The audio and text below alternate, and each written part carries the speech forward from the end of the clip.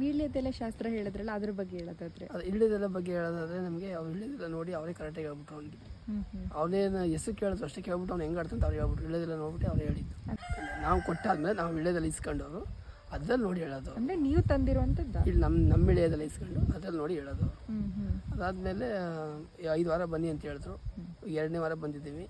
2ನೇ ವಾರ ಬಂದು ಇವಾಗ ಶಾಸ್ತ್ರ ಕೇಳಬೇಕಿತ್ತು ಒಂದು ಸ್ವಲ್ಪ. ಮತ್ತೆ ಅವ್ರನ್ನ ಅದೇ ಅವ್ನು ಬಂದಿಲ್ಲ ಸರ್ ಅಂತ ಕೇಳೋದು. ಅದಕ್ಕೆ ಅವರು ಇಲ್ಲ ನಾನು ನಿಂಬೆ ಕೊಟ್ಟಿದ್ದೀನಿ ಕೊಡಿ, ಅವ್ನು ಬರದೇನು ಪರವಾಗಿಲ್ಲ 5 ವಾರ ಕೊಡಿ, ಆಮೇಲೆ ನೋಡಿ 1ನೇ ವಾರಕ್ಕೆ ಆಗಲ್ಲ ಅಂತ ಹೇಳಿದ್ರು.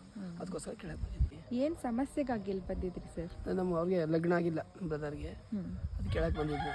ಹೇಳಿದ್ರು ಇರೋ ಚಟಗಳು ಬಿಟ್ಟರೆ ಆಗುತ್ತೆ, ನೀವು ಬಿಡ್ತೀರ ಮಾಡಿಸ್ಕೊಡ್ತೀನಿ ಅಂತ ಅವ್ರು ಹೇಳಿದ್ರು. ತಡೆ ಓಡಿಸ್ಬಿಟ್ಟು ಹೋದ್ಮೇಲೆ ಏನು ಅನ್ಸುತ್ತೆ? ತಡೆ ಓಡಿಸ್ತಾರೆ ನಮಗೆ ಏನೋ ಒಂದು ಸ್ವಲ್ಪ ಫ್ರೀಡಮ್ ಆಗುತ್ತೆ. ಏನೋ ಒಂದು ಸಮಸ್ಯೆ ಇರ್ತೀವಿ, ಅದು ಓಡಿಸ್ದಾಗ ಏನೋ ಒಂದು ಸ್ವಲ್ಪ ರಿಲ್ಯಾಕ್ಸ್ ಆಗುತ್ತೆ.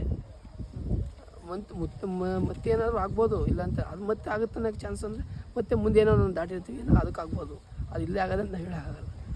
ಇಲ್ಲಿಂದ ನಮಗೆ ಒಳ್ಳೇದಾಗಿದೆ ಒಟ್ಟಿನಲ್ಲಿ. ಹುಣಸೂರು ತಾಲೂಕು ಅಣಗೋಡು ರಸ್ತೆ, ಕೋಡ್ಲೂರು, ಲಕ್ಷ್ಮೀಪುರ. 5 ಸತಿ ಅಂದರೆ ಅವ್ರಿಗೇನಾರ ಸಮಸ್ಯೆ ದೊಡ್ಡದಾಗಿದ್ದರೆ ಅವ್ರು ಕಠಿಣಾಗಿ ಯಾರ್ಯಾರ ಒಂದು ದೃಷ್ಟಿಗಳ ಕಣ್ಣಲ್ಲಿದ್ದರೆ ಅದರಲ್ಲಿ ಒಂದನ್ನು ಪರಿಹಾರ ಆಗಿರಲ್ಲ. ಅತಿಯಾಗಿ ಅವ್ರಿಗೆ ನೋವು ಸ್ಟಾರ್ಟಾಗಿ ಮನೇಲಿ ಸಮಸ್ಯೆ ಇದ್ದರೆ 7ನೇದಕ್ಕೆ ಪರಿಹಾರ ಆಗಿರಲ್ಲ.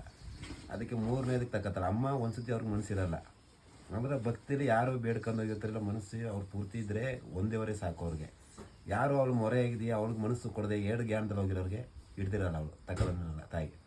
ನಾವು ಎಷ್ಟು ಮನಸ್ಸು ಪ್ರೀತಿ ಪಡ್ತೀವಿ ಅಷ್ಟೇ ಅವಳು ತಾಯಿ ಮೇಲೆ ನೆಮ್ಮದ್ರೆ ಅವಳು ತೆಗಿತಾಳೆ.